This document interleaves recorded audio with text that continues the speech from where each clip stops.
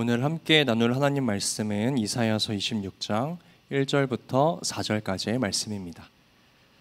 오늘 함께 나눌 하나님 말씀 이사야서 26장 1절부터 4절까지의 말씀입니다. 저부터 한 절씩 교독하고 마지막 절은 합독하도록 하겠습니다. 그날에 유다 땅에서 이 노래를 부르리라. 우리에게 견고한 성읍이 있음이요 여호와께서 구원을 성벽과 외벽으로 삼으시리로다. 너희는 문들을 열고 신의를 지키는 의로운 나라가 들어오게 할지어다. 주께서 심지가 견고한 자를 평강하고 평강하도록 지키시리니 이는 그가 주를 신뢰함이니이다. 함께 읽겠습니다. 너희는 여호와를 영원히 신뢰하라. 주 여호와는 영원한 반석이심이로다. 아멘. 오늘도 살아계신 하나님 예배하기 위하여 한 자리에 모인 모든 청년부 지체들을 예수님의 이름으로 환영하고 축복합니다. 오늘도 우리의 모든 예배와 영광받기 합당하신 하나님께 우리 박수로 영광 올려드리면서 우리 청년부 예배 시작하도록 하겠습니다. 오늘은 성령의 세 번째 열매 화평이라는 제목으로 함께 말씀을 나누기 원합니다. 성령의 열매 세 번째 시간입니다. 제가 이 성령의 열매 시리즈를 준비하면서 우리 청년들에게 바라는 것이 하나 있다라고 지난주에 말씀드렸는데, 그것은 단지 이 성령의 9가지 열매를 암송하는 것에서 그치는 것이 아니라 각 열매들이 무엇을 의미하는지, 그리고 내가 이 열매를 가지고 실제 나의 삶에서 어떻게 살아냈으면 좋겠는지 그것을 발견하는 시간이 되었으면 좋겠다고 말씀드렸어요.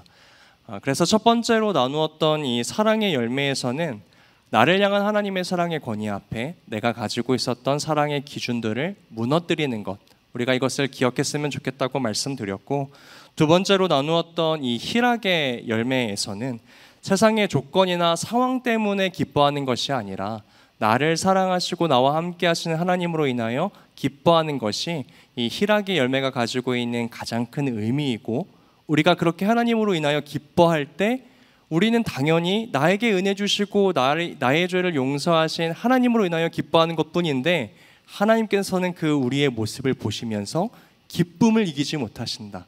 우리가 또 하나님께 기쁨이 되어드리기 위하여서 이러한 삶을 살아가겠노라 라고 또 결단했었습니다.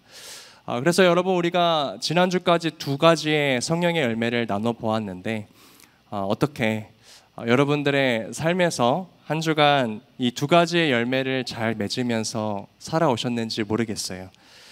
사랑의 열매를 맺기 위해서 사랑받을 자격 없어 보이는 사람 앞에서도 하나님의 사랑의 권위가 내 사랑의 기준을 모두 무너뜨렸기 때문에 내가 먼저 그 사람에게 다가가고 내 자존심을 내려놓는 순간이 있으셨는지, 또는 희락의 열매를 맺기 위해 좋은 일이 있던지 어려운 일이 있던지, 출근길에 버스를 놓쳐도 직장 상사가 또는 동료가 내 마음을 자꾸 속썩이게 해도 하나님, 그럼에도 오늘 나와 함께 하시는 하나님으로 인하여 내가 기뻐합니다 고백하면서 하루를 시작하셨는지, 저는 여러분들의 이번 한 주가 굉장히 궁금하더라고요.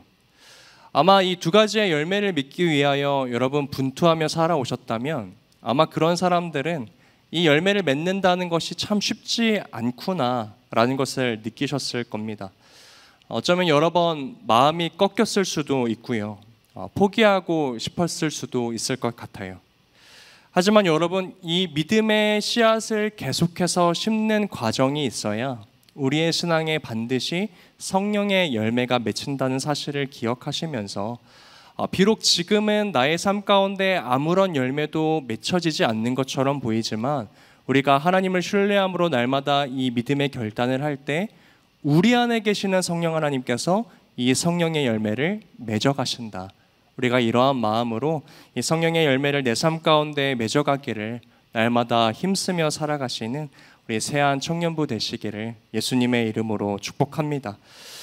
우리가 이러한 믿음으로요, 이 말씀을 함께 읽고 오늘 본문 말씀을 나누었으면 좋겠는데요, 우리 양육훈련 때도 나누었던 말씀이죠. 기도응답의 확신. 우리 요한복음 16장 24절인데 자막 굳이 안 띄워주셔도 되지 않을까 싶지만, 혹시나 양육훈련을 받지 않은 우리 청년들이 있으니까 우리 한 목소리로 읽어봅시다. 지금까지는 시작. 지금까지는 너희가 내 이름으로 아무것도 구하지 아니하였으나 구하라 그리하면 받으리니 너희 기쁨이 충만하리라. 야, 눈을 감고 암송하는 청년들이 있네요. 야, 감동입니다. 우리가 지금까지는 성령의 열매의 의미를 깨닫지 못하고 막연히 살아왔죠. 그러나 우리가 두 가지의 성령의 열매를 배웠습니다. 이걸 알았으니 하나님께서 말씀하시는 거예요. 구하라. 그리하면 내가 반드시 너의 삶 가운데 그 열매가 맺히도록 도와줄게. 우리가 이 약속의 말씀 의지하면서 오늘도 성령의 열매 세 번째 화평에 대해서 함께 나눠보기를 원합니다. 오늘 나눌 세 번째 열매는 화평의 열매인데요. 함께 따라해 볼까요? 화평. 네, 여러분이 화평이라는 단어를 또 영어 성경으로 찾아보니까 피스라는 단어가 사용되었고요. 헬라어로는 평안 또는 안전 또는 평화라는 의미를 가진 에이레네라는 헬라어가 사용되었더라고요. 그러니까 다시 말하면 이 화평의 열매 안에는 안전, 평안, 평화라는 의미가 동시에 들어있다는 것입니다. 여러분, 인간은요, 이 본능적으로 이 화평을 갈망하며 살아갑니다. 모든 사람의 마음 속에는요, 나 좀 평안하고 싶다. 또 나 좀 안전하게 살아가고 싶다라는 소망을 가지고 있습니다. 어쩌면 오늘 저와 여러분들의 마음 속에도 이러한 마음이 있을 것 같아요. 그래서 인류의 역사를 보면 인간은요, 이 화평, 평안, 안전 이런 것들을 이루기 위해서 수많은 방법과 또 수단을 동원해 왔습니다. 정치나 외교 또는 문화와 종교, 철학과 제도 이 모든 것들을 사용하여서 동원하여서 화평이라는 것을 이루려고 했다는 것이에요. 하지만 역설적이게도 화평을 원했던 이 인간의 시도는요, 오히려 화평을 깨트리는 방식으로 나타났습니다. 무슨 말이냐면 어떤 역사학자들이 전하는 이야기 중에는 인류의 문명이 이어져 왔던 수천 년의 역사 가운데에 전쟁이 없었던 때는 약 300년 정도밖에 없었다고 말을 해요. 다시 말하면 인류의 역사 중에 90% 이상이 전쟁의 시대였다라는 것이죠. 여러분, 그런데 더 놀라운 것은 이 대부분의 전쟁들이요, 평화를 지키기 위해 일어났다는 것입니다. 여러분, 평화를 위해 싸운다라는 말은 얼핏 들으면 굉장히 멋있고 정의로워 보이는 말입니다. 하지만 인간은 이 오랜 역사의 기간 동안 평화를 지키기 위한 목적으로 누군가에게 폭력을 행하고 안전을 원한다라고 말하면서 불안을 만들어내고 서로의 또 안전을 말하면서 상대의 생명을 위협해오는 역사를 이어왔다는 것이죠. 예를 들어 우리가 잘 아는 역사 속 인물, 독일의 히틀러가 있습니다. 여러분, 이 히틀러도요, 자신의 연설 속에서 평화를 외쳤다는 사실을 알고 계시나요? 여러분, 히틀러는 독일 국민에게 이렇게 말했습니다. 우리는 독일의 평화를 위하여서 싸운다. 우리는 정의롭고 질서 있는 세계를 위해서 싸운다. 여러분, 이 말을 처음 들었을 때 얼마나 겉보기에는 멋지고 정의로워 보이는 말입니까? 하지만 히틀러가 말하는 평화는 나만의 평화, 우리만의 평화였다는 것이에요.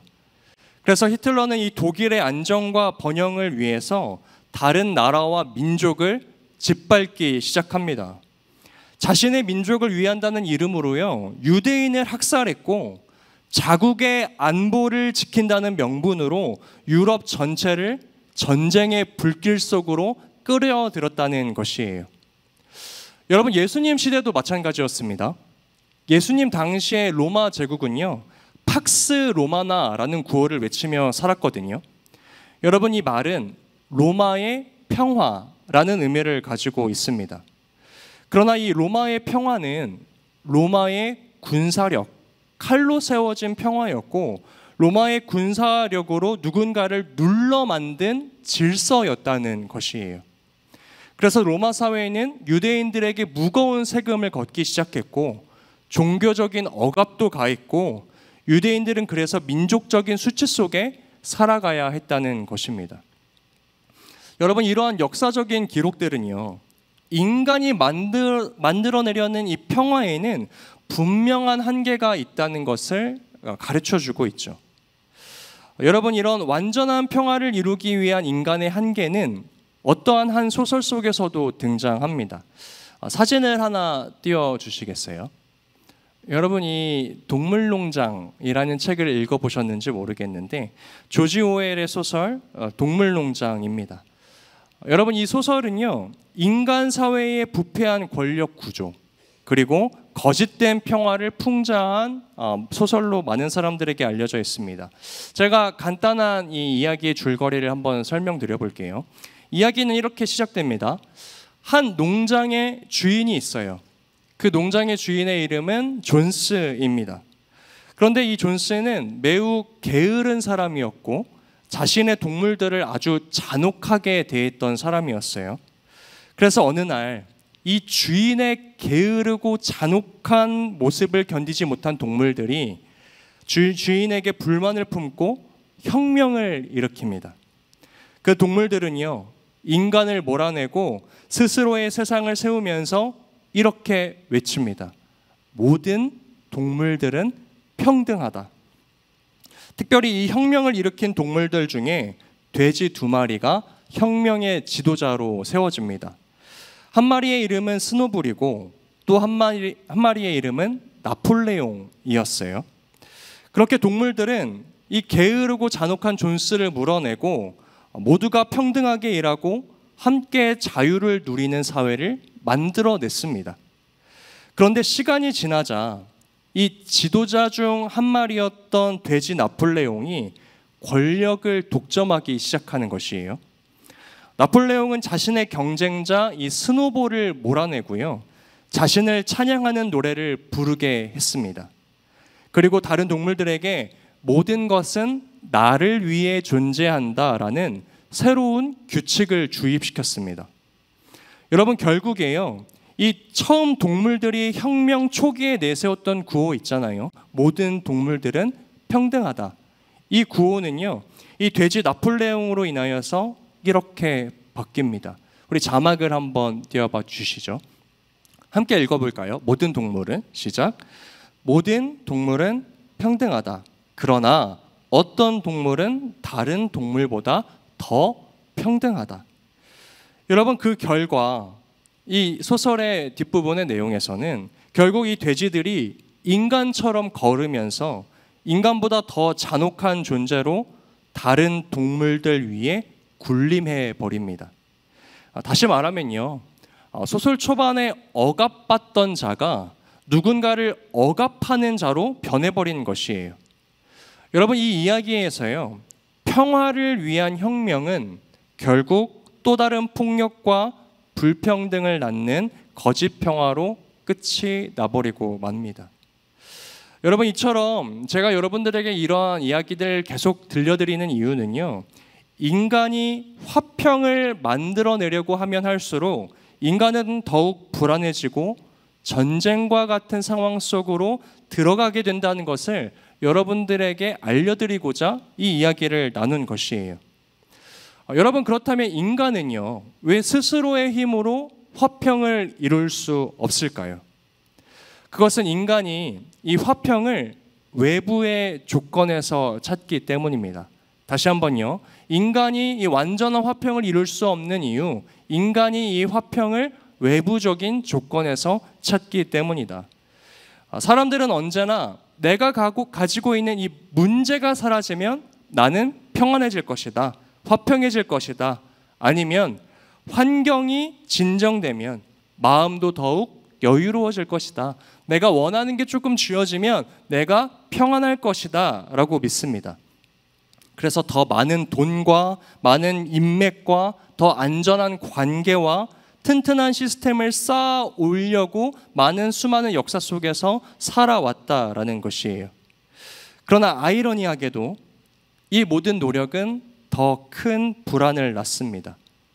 왜냐하면 여러분, 우리 인간의 평화는요, 죄로 인해 깨어진 세계 위에서 계속 쌓여져 가기 때문입니다. 여러분, 마치 인간이 바라는 이 화평은 바다를 항해하는 배가 단 한순간도 파도가 치지 않기를 바라는 마음과 동일하다는 것이에요. 나의 이 배가 이 바다를 다 지나갈 때까지 우리는 단 한 번도 나의 인생 가운데 바람이 불지 않기를 바라고, 파도가 일지 않기를 바라고, 폭풍이 나에게 다가오지 않기를 바라지만, 여러분, 이것은 바다의 본질을 부정하는 모습이죠. 마찬가지로 세상은 이미 죄로 뒤틀리고 깨어진 바다와 같습니다. 우리는 그 세상을 항해하는 자들이죠. 그런데 어떻게 그 바다를 항해하면서 온전한 평화, 완전한 평안을 누릴 수 있다는 말입니까? 그 배 위에서 아무리 큰 배를 만들고 단단한 닻을 내린다고 할지라도 완전한 고요는 얻을 수 없다는 것이에요.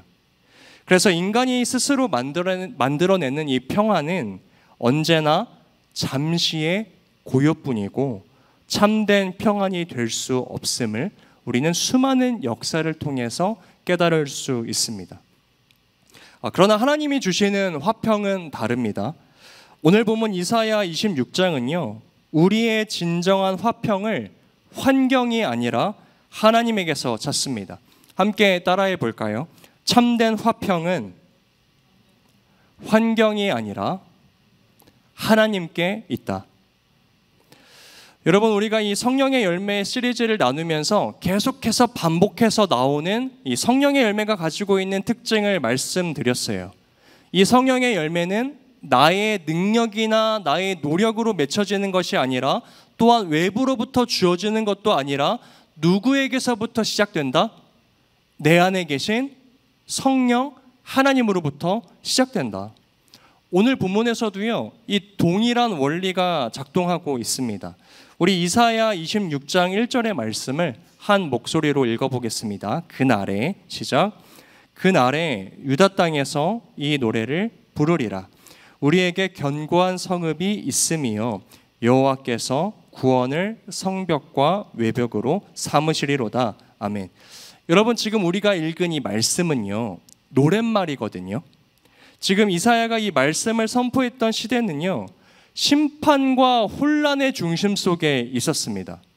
강대국이 나의 나라를 쳐들어왔고요, 내부에는 하나님을 섬기는 모습이 없고 우상 숭배가 팽배했어요. 사회적으로는요, 모든 질서가 무너져서 불의와 부패가 넘쳐났고요, 심지어 이들이 자랑스럽게 여겼던 예루살렘 성벽은 전쟁으로 인하여서 다 무너졌다는 것이에요. 여러분, 이 이스라엘 사람들에게 화평은커녕 두려움과 절망과 낙심밖에 없었다는 것입니다. 만약 오늘 이들의 인생을 바다로 비유하자면, 지금 이들의 바다는 잔잔한 호수가 아니라 폭풍과 풍랑, 쓰나미가 뒤엉킨 거센 바다와도 같았다는 것이에요. 그런데 여러분, 이런 순간에 하나님의 백성들은 노래를 부르고 있었다는 것입니다. 여러분, 노래는 언제 부르나요? 우리가 흥얼흥얼거릴 때는 언제예요? 평안할 때이잖아요. 기쁨이 넘칠 때란 말이에요. 마음에 여유가 있을 때 부르는 것이 노래입니다. 그런데 이스라엘 백성들은 그렇게 처참한 인생의 상황 속, 거센 파도가 몰아치는 그 순간 속에서도 노래를 부르고 있었다는 것입니다. 화평을 누리고 있었다는 것이죠. 어떻게 그럴 수 있었을까? 여러분, 그들의 마음은요, 그들의 화평은요, 상황이 변해서가 아니라 하나님이 오늘 나의 성벽이 되신다는 것을 믿었기 때문에 그들은 오늘 노래를 부를 수 있었다는 것입니다. 여러분, 이것이 오늘 말씀의 핵심이에요. 26절에 나오는 견고한 성읍이라는 단어가 있는데, 여러분, 이 성읍은요, 인간이 돌과 흙으로 쌓은 세상의 성벽을 의미하는 것이 아닙니다. 여호와 하나님 자체가 나의 성벽이시다, 나의 외벽이시다라는 선언을 지금 이 이스라엘 백성들이 하고 있는 거예요. 우리도 함께 이 믿음의 고백을 하나님께 드려봅시다. 함께 따라해 볼까요? 하나님, 하나님만이 나의 성벽이시고 나의 외벽이십니다. 사랑하는 여러분, 성경을 읽다 보면요, 하나님께서는 자신의 백성들에게 너희가 평안하기 위해서는 또는 안전하기 위해서는 너희 인생 가운데 성읍을 견고하게 만들어야 해, 또는 말과 무기를 많이 가지고 있어야 해, 아니면 재물을 많이 모아야 해 라고 단 한 번도 말씀하신 적이 없습니다. 오히려 정반대의 말씀을 하세요. 우리 신명기 17장 16절과 17절의 말씀을 한 목소리로 읽어보기 원합니다. 그는 병마를, 시작. 그는 병마를 많이 얻으려고 그 백성을 애굽으로 돌아가게 하지 말 것이니 이는 여호와께서 너희에게 이르시기를 너희가 이후에는 그 길로 다시 돌아가지 말 것이라 하셨음이며 그에게 아내를 많이 두어 그의 마음이 미혹되지 하게 말 것이며 자기를 위하여 은금을 많이 쌓지 말 것이니라. 아멘. 여러분, 이 말씀에서 등장하는 많은 군대 또는 아내, 금은 보화는 고대 사회에 있어서 힘과 평화, 화평의 상징이었습니다. 하나님을 믿지 않는 이방인들은 이런 것들이 있어야 내 삶이 화평할 수 있다고 믿었고 이것을 쟁취하기 위하여서 전쟁을 벌이고 분투하며 살아갔다는 것이에요. 여러분, 비단 고대 사회뿐만입니까? 오늘날에도 많은 군사력, 인맥, 관계, 이 재물들은 우리로 하여금 이것만 있으면 내가 평안할 텐데, 이것만 있으면 내가 안정적일 텐데, 이런 것만 있으면 내가 화평할 텐데 라고 느끼게 만드는 것들입니다. 하지만 오늘 하나님께서는 너희는 이러한 것들에 기대지 말라라고 말씀하고 계시는 거예요. 이러한 것들은 세상을 살아가는 데에 도움을 줄지는 모르지만 너희에게 진정한 화평은 줄 수 없어 라고 단호하게 말씀하고 계신다는 것입니다. 그러나 여러분, 인간은요, 하나님의 이러한 간절한 부탁에도 오직 외부의 조건을 통해서만 자신의 화평을 이루려고 살아왔다는 것이에요. 그러나 여러분, 경험해 보시잖아요. 무기는 가지면 가질수록 두려움이 더 커져가고 물질은 쌓으면 쌓을수록 마음이 공허해져 갑니다. 여러분, 관계적인 것들은요, 인스타그램, SNS, 팔로워 수가 수백, 수천, 수만이어도 내 마음이 왜 이렇게 공허해요? 여러분, 세상의 것들은 우리에게 진정한 화평을 줄 수 없다, 하나님께서 분명하게 말씀하시는데도 불구하고 우리는 그것들로만 나의 화평을 이루려고 한다는 것입니다. 그러나 오늘 이사야에 등장하는 이 믿음의 고백은요, 진정한 화평의 열매는 그런 것이 아니야 라고 분명하게 말씀하고 있다는 것이죠. 오히려 우리의 견고한 성벽은 바로 우리 여호와 하나님이십니다 라고 고백하고 있다는 것입니다. 여러분, 이번 주에 청년부 양육훈련이 5주차에 접어들었습니다. 시작을 하면서 많은 고민을 했던 청년들도 있었을 것 같은데 거의 벌써 절반을 향해 가고 있죠. 우리 수고하고 있는 청년들에게 박수 한번 보내줄까요? 끝까지 완주하라고, 힘내라고. 그런데 이번 5과의 주제가 그리스도인의 교제였어요. 그 내용 중에 그리스도인들은 나의 공동체와 무엇을 나눌 수 있는가? 라는 질문이 있었습니다. 그 질문의 답에는 사랑, 아니면 각자가 짊어지고 있는 어떤 짐, 그리고 나의 연약함, 이런 것들을 나눠야 한다라고 이야기를 하면서 그 중에 어떤 한 대답이 공동체와 좋은 것을 나눠야 한다라는 대답이 있었거든요. 그래서 제가 양육훈련을 받는 청년들에게 물어봤어요. 여기서 말하는 좋은 것이란 무엇일까요? 여러분들도 한번 대답해 보시겠어요? 나의 공동체원들과 좋은 것을 나눠야 된대요. 그게 그리스도인의 교제래요. 여러분들은 그럼 공동체들에게 어떤 좋은 것을 나누시겠습니까? 많은 것들이 있을 수 있겠죠. 재물도 있을 수 있고, 지식도 있을 수 있고, 경험도 있을 수 있고. 그런데 그 말씀에서 말하는 좋은 것은 무엇이었냐면, 따라해 봅시다. 하나님 말씀. 하나님 말씀. 여러분, 너무 생소하지 않나요? 좋은 것이라고 생각했을 때 나의 머릿속에 떠오르는 것은 돈, 지식, 경험, 인맥, 이런 것들 공동체와 나누라는 말인가? 아니요. 성경은 그 좋은 것이 하나님의 말씀이라고 이야기한다는 것이에요. 여러분, 그만큼 우리가 이 하나님의 말씀을 좋은 것이라고 여기지 않고 살아간다는 의미겠죠. 그런데 제가 이 화평의 열매를 설명하다가 뜬금없이 이 이야기를 왜 말씀드리냐면, 사람들도 이 화평을 이루고자 할 때 돈도 있어야 되고 지식도 있어야 되고 인간관계도 있어야 하고 여러 가지가 다 있어야 한다고 생각하는데, 하나님이 나의 삶 가운데 계셔야 합니다라는 그 믿음의 고백을 드리지 않는다는 것이에요. 왜 그럴까요? 마찬가지죠. 앞서 이야기 드렸던 것처럼 마찬가지이죠. 하나님께서 나와 함께 하시는 것을 좋은 것으로 여기지 않기 때문이에요. 하나님 나와 함께 하셔? 있으면 좋고 없어도 좋고, 나는 하나님 안 계신다 그래도 오늘 하루 멀쩡하게 살아갈 수 있는데. 여러분, 그러나 하나님께서 말씀하시는 화평은 오직 하나님이 우리의 삶 가운데 동행하실 때에만, 우리의 삶 가운데 그 말씀이 역사하실 때에만 완전하게 이루어진다라는 것입니다.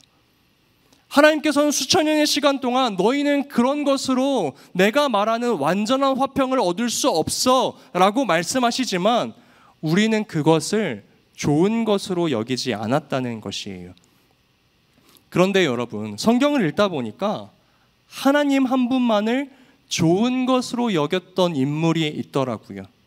그 인물은 바로 다윗입니다.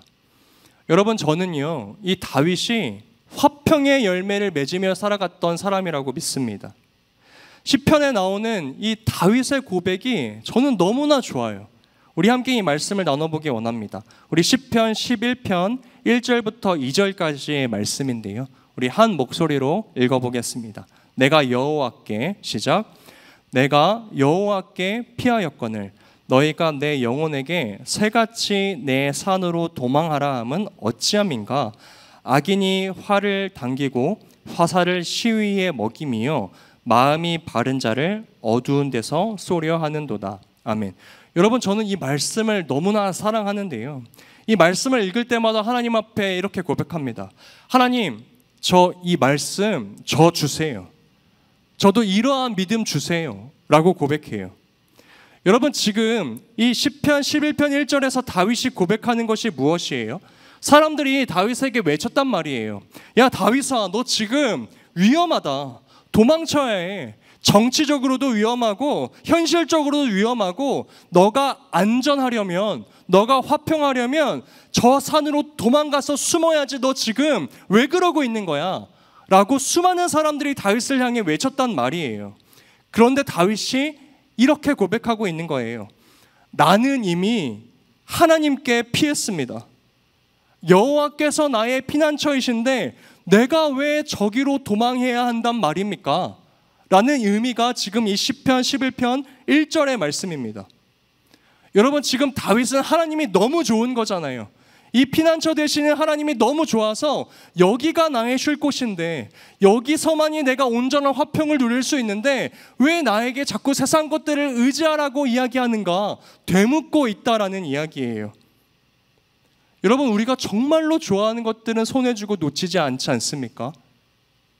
우리가 하나님을 정말로 사랑함으로 그분만을 붙들고 있는가?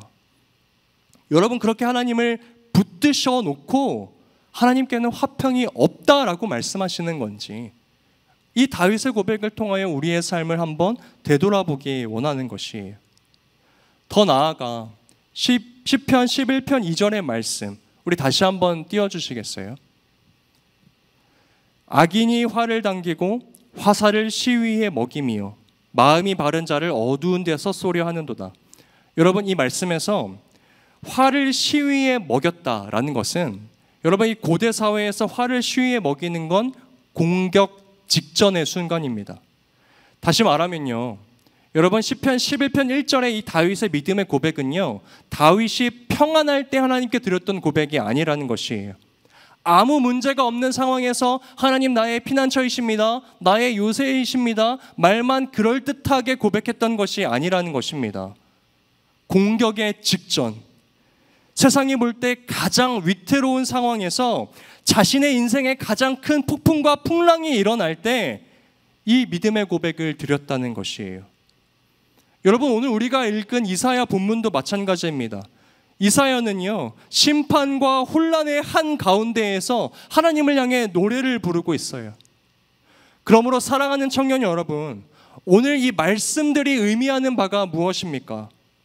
이 화평의 열매라는 것은 인생의 폭풍이 그칠 때에 일어나는 것이 아니라, 또한 아무런 문제가 없을 때에 맺혀지는 것이 아니라, 내가 비록 폭풍 속을 지나가고 있을지라도 오늘 나와 하나님께서 함께하고 계셔 주시기 때문에 그 사실을 신뢰함으로, 믿음으로만이 이 화평의 열매가 맺혀질 수 있다라는 것입니다. 사랑하는 여러분, 오늘 우리도요, 지금 내가 처한 상황이나 조건에 상관없이 하나님께서 주시는 이 화평의 열매를 누릴 수 있다는 것이에요. 오늘 누가 나를 지키고 보호하시고 인도하고 계시는가, 이것을 아는 신뢰와 믿음으로부터 화평의 열매는 맺혀지기 시작한다는 것입니다. 여러분, 렘브란트라는 화가를 아시는지 모르겠어요. 이 사람이 그린 갈릴리 바다의 폭풍이라는 그림이 있습니다. 사진을 하나 보여주시죠. 왼쪽에 있는 것이 원본이고요, 오른쪽에 있는 것이 제가 조금 그 그림을 확대해 놓은 것인데, 이 그림은 마가복음 4장에 나오는 예수님과 제자들의 이야기입니다. 바로 갈릴리 바다의 광풍 사건을 그린 작품으로 많이 알려져 있어요. 여러분, 그림을 자세히 보시면요, 배가 거센 풍랑 속에서 뒤집힐 듯 흔들리고 있습니다. 거기에서 여러분, 제자들은요, 각기 다른 반응을 보이고 있거든요. 어떤 제자는 노를 붙잡고 사력을 다해서 앞을 향하여 나아가려고 버티고 있고, 또 어떤 제자는 파도에 휩쓸려 배 밖으로 던져질 듯 마치 매달려 있는 모습을 보이고 있습니다. 또 어떤 제자는요, 배 끝에서 하늘을 바라보면서 절규하고 있는 모습도 그려져 있어요. 여러분, 이 그림이 마치 우리의 인생과도 같지 않습니까? 나는 나의 인생이 늘 평안하길 바라지만 우리의 인생에는 저 그림에 나오는 것처럼 쉴 새 없이 거센 파도가 들이닥칩니다. 그래서 어쩌면 오늘 이 자리에도요, 누군가는 갑자기 불어닥친 어려움과 문제 때문에 애써 앞으로 나아가려고 겨우겨우 노를 저으며 앞으로 나아가는 청년들이 있을 수 있고, 누군가는 다 포기하는 심정으로 겨우겨우 매달려서 자신의 인생을 지탱하는 청년들이 있을 수도 있고, 누군가는 하늘을 바라보며 절규하고 있는 청년들도 있을 수 있다는 것입니다. 여러분, 그런데요, 저 그림에서 예수님은 어디 계신가요?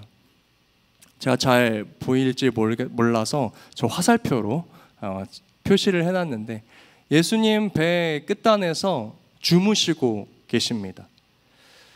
여러분, 이 위기 속에서요, 제자들이 예수님을 향해 소리치는 거예요. 우리 마가복음 4장 38절의 말씀 제가 한번 읽어드릴게요. 예수께서는 고물에서 베개를 베고 주무시더니 제자들이 깨우며 이르되 선생님이여, 우리가 죽게 된 것을 돌보지 아니하시나이까 하니. 여러분, 이 장면이 얼마나 현실적입니까? 우리의 인생도 똑같잖아요. 삶의 풍랑이 몰아칠 때 우리는 이렇게 외칩니다. 예수님, 저 좀 보세요. 제 인생이 이렇게 휘몰아치고 있잖아요. 흔들리고 있잖아요. 주님, 왜 아무 말씀도 안 하세요? 왜 어떠한 역사도 보여주지 않으세요? 주님, 저를 돌보고 계신 거 맞으세요? 하나님을 의지하면 이 화평을 주시겠다라고 말씀하셨잖아요. 그런데 이게 뭐예요? 예수님을 향해 소리치는 제자들처럼 우리도 인생에서 하나님을 향해 그렇게 외칠 때가 있다는 것입니다. 그런데 여러분, 예수님은 이 폭풍 속에서도 주무시고 계세요. 그런데 우리가 이 예수님의 모습을 오해하면 안 됩니다. 무슨 말이냐면 예수님은 지금 제자들의 상황에 관심이 없으신 게 아니에요. 파도가 일어나는 것들을 모르시는 것도 아니에요. 예수님께서 그렇게 평안히 계셨을 수 있었던 이유는 이미 자신이 모든 것들을 다스리고 계시는 전능하신 하나님이시기에 그 모든 상황이 인간의 눈에 보기에는 절망적이지만 예수님께서 보시기에는 평안한 상태이기 때문에 아무것도 안 하시고 그대로 계시는 것입니다. 여러분 함께 따라해 볼까요? 예수님께서 주무신다는 것은 무관심이 아니라 완전한 평안의 상태입니다. 여러분, 예수님은 그 폭풍 한가운데에서도 두려워하지 않으세요. 왜냐하면 그 바다, 그 배에 탄 제자들까지도 예수님의 모두 손 안에 있기 때문입니다. 그럼에도 자신이 모든 것들을 주관하실 수 있는 전능하신 하나님이심에도 불구하고 이 제자들의 간곡한 요청을 들으시고 일어나셔서 예수님은 드디어 이렇게 말씀하시는 거예요. 우리 마가복음 4장 39절의 말씀입니다. 우리 한 목소리로 읽겠습니다. 예수께서 시작. 예수께서 깨어 바람을 꾸짖으시며 바다더러 이르시되 잠잠하라 고요하라 하시니 바람이 그치고 아주 잔잔하여 지더라. 여러분, 예수님의 음성을 믿음으로 들으시길 바랍니다. 잠잠하라 고요하라. 여러분, 저는 이 예수님의 음성이 단지 바다를 향해서만 던져졌다라고 생각하지 않아요. 이 예수님의 음성은 오늘 이 세상을 살아가는 불안에 휩싸여 있는 우리를 향해서도 동일하게 던져지는 음성입니다. 너희 마음아, 사랑하는 자녀들아, 잠잠하라 고요하라. 내가 너희와 함께 있다. 여러분이 예수님의 음성을 오늘 여러분들의 영혼의 귓가로 들으시기를 간절히 소망합니다. 예수님의 이 명령을 듣는 순간 제자들을 괴롭히던 바다는 잔잔해지고 파도도 가라앉아요. 제자들은 놀라며 이렇게 이야기합니다. 그가 누구이기에 바람과 바다도 순종하는가? 여러분, 예수님께서는요, 이 장면을 통하여서 제자들에게 가르쳐 주신 거죠. 얘들아, 진정한 평화는 폭풍이 없는 상태가 아니야. 진정한 평화는 내가 너희와 함께 있는 상태이다 라는 것을 가르쳐 주고 계시는 거예요. 사랑하는 여러분, 우리도 오늘 예수님의 제자라면 나의 인생 가운데 하나님 아무런 폭풍도 없게 해주세요. 폭풍이 없는 인생을 기대하기보다 폭풍 속에서도 주님 나와 함께 하시기에 나는 오늘 안전합니다. 그 평화가 주님께로부터 납니다 라고 고백하고 그 상황을 바라보는 것이 믿음을 가진 자들의 삶의 모습이라는 것입니다. 마치 오늘 찬양 시간에 첫 번째 찬양으로 고백하였던 것처럼 주는 폭풍 속의 요새이십니다. 황폐한 땅 한가운데에서 나의 공급자가 되십니다. 여러분, 그러한 의미를 생각하고 찬양의 가사를 고백하셨습니까? 하나님, 나의 인생은 오늘 폭풍 속이에요. 그러나 주님이 나와 함께 하시기 때문에 그 폭풍 속일지라도 나는 요새 속에 있는 것과 같습니다. 여러분, 정말 하나님을 향한 이러한 신뢰를 가지고 오늘 그 찬양을 고백하시고 연주하셨냐는 것이에요.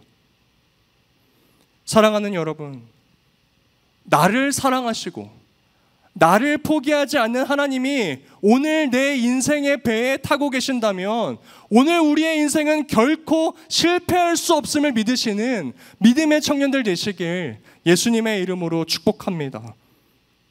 이 신뢰와 믿음이 인생의 폭풍 속에서, 삶의 풍랑 속에서도 우리에게 화평을 선물해주는 유일한 통로라는 것입니다. 그러므로 여러분, 오늘 우리가 이 말씀으로 화평에 대한 믿음의 관점을 바꾸길 소망합니다. 화평은 문제가 해결되거나 내가 원하는 것이 채워질 때 이루어지는 것이 아니라 예수님께서 함께 하신다는 사실을 믿는 믿음의 결과이다. 이 믿음이 있을 때 우리는 성령의 세 번째 열매, 화평의 열매를 맺을 수 있다는 것입니다. 오늘 본문 마지막 이사야 26장 3절에서 4절은 이러한 믿음을 가지고 살아가는 자들을 향한 하나님의 영원한 약속이 기록되어 있어요. 우리 마지막으로 이 말씀 함께 읽어보겠습니다. 주께서 심지가, 시작. 주께서 심지가 견고한 자를 평강하고 평강하도록 지키시리니 이는 그가 주를 신뢰함이니이다. 너희는 여호와를 영원히 신뢰하라. 주 여호와는 영원한 반석이심이로다. 아멘. 여러분, 이것이 참된 화평을 얻을 수 있는 믿음입니다. 화평은 하나님을 신뢰하는 자들에게 주어져요. 사랑하는 청년 여러분, 오늘 저의 인생 가운데에도 또 여러분들의 인생 가운데에도 크고 작은 폭풍이 몰아칠 수 있죠. 어떤 날은 인생의 배가 심하게 흔들려서 정말로 나의 인생이 뒤집혀져 버리는 것은 아닌가 두려울 때가 있습니다. 어쩌면 오늘도 출렁이고 계시는 분이 계실지도 모르겠어요. 오늘 고요합니까? 내일 나의 인생의 배에 파도가 몰아칠지도 모르겠습니다. 그리고 그 다음 날도 출렁일지 모르겠죠. 그러나 여러분, 우리의 인생의 배가 흔들릴 때 우리가 기억해야 하는 것은 나의 인생이 흔들린다고 하여 내가 잘못된 방향으로 가고 있다는 것이 아니라는 것입니다. 여러분, 바다에서 파도가 치지 않는 평안을 바라는 것은 잘못된 희망이에요. 살아있는 바다는 언제나 물결이 있습니다. 마찬가지로 죄악이 가득한 이 세상에서 진정한 화평을 바라는 것은 잘못된 마음이에요. 문제는 오늘 나의 인생이 흔들리느냐 흔들리지 않느냐가 아니라 오늘 나와 누가 함께하고 계시냐라는 것입니다. 오늘 나의 인생의 배가 출렁거릴지라도, 파도가 치고 바람이 불어올지라도 그 배에 오늘 나의 구주 예수 그리스도께서 함께 타고 계신다면 오늘 우리는 여전히 안전합니다. 오히려 여러분, 가장 위험한 것은요, 그 위험한 인생이라는 항해에 하나님의 말씀도 의지하지 않고 예수님도 찾지 않은 채 나 혼자 열심히 노를 저어가는 것이 가장 위험한 상태라는 것이에요. 그러나 오늘 예수 그리스도께서는 우리의 인생의 배 한가운데에 들어오셔서 이렇게 말씀하십니다. 잠잠하라, 고요하라. 내가 너와 함께한다. 오늘 이 말씀을 여러분들의 마음에 새기시고 여러분들의 영혼의 귓가에 들려주시길 간절히 소망합니다. 오늘 이 자리에 앉아있는 새한 청년부가 인생의 수많은 문제를 겪으며 살아가겠지만 그럼에도 여전히 하나님께서 나를 붙드시고 계신다는 이 믿음 위에 굳게 서서 하나님께서 주시는 화평을 누리는 사람들로 세상 속을 살아가시기를 예수님의 이름으로 축복합니다. 여러분, 세상이 궁금해하지 않겠어요? 나도 출렁거리고 너도 출렁거리는데 너의 그 평안은, 너의 그 화평은 어디에서 오는 것이냐? 여러분, 그때 우리가 자신 있게 말할 수 있죠. 나의 평안은 오늘 나와 함께 하시는 예수 그리스도로 말미암아 나온다. 여러분, 이 화평의 열매를 자신뿐만이 아니라 세상 속에서도 전하시는 예수님의 축복의 통로로 살아가시길 예수님의 이름으로 축복합니다. 우리 이러한 믿음으로 나는 믿네 라는 찬양을 고백하기 원합니다. 하나님, 오늘 나의 인생에는 여전히 수많은 문제와 고난과 시험이 있습니다. 그러나 주님이 나와 함께 하신다면 오늘 나는 안전합니다. 뿐만 아니라 승리할 줄 믿습니다. 이것이 오늘 우리의 고백입니다. 날마다 이러한 믿음으로 주님을 의지하는 청년이 되겠습니다. 하나님 나라의 자녀가 되겠습니다. 우리 이러한 마음으로 함께 이 찬양 고백하며 나아가도록 하겠습니다. 내게 허락하신 시련을 통해